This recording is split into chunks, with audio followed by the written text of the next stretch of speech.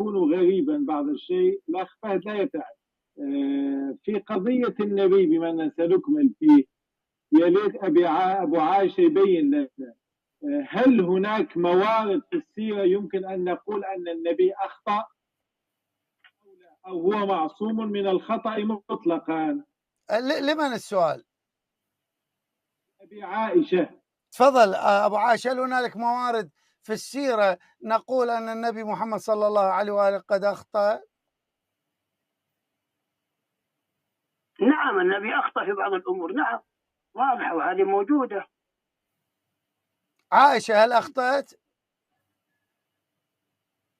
لحظة أستاذ وائل، قبل قليل كفر الأستاذ فهد بأنه قال عمر أخطأ.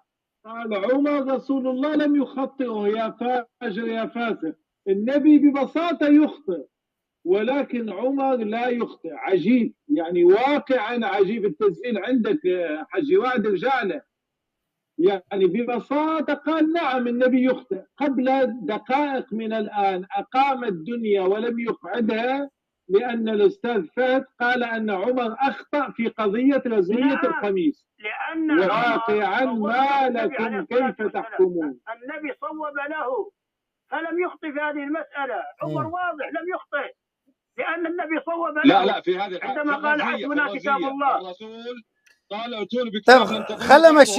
خل امشي الدور اخواني لان انا محرج. لم يخطئ لأن النبي عليه الصلاة والسلام صوب له. وأيضا كما قال النووي رحمة الله عليه هذا من فقهه يا رجل من الصحابة عند النبي رسول الله صلى الله عليه وسلم؟ من الصحابة عنده هذا النبي؟ سؤال بسيط. ما تقرأ الروايات ولا تقف عليها فقط. حسبنا كتاب الله والرسول موجود. وتزيل الصحابة لم يتمعر وجهك لأبي بكر ولا لعمر ولا لعثمان ولا لعائشة ولا لحفصة. وعندما أتى ذكر الإمام علي تغير وجهه. أين الحمية للصحابة؟ أين الدفاع عنهم؟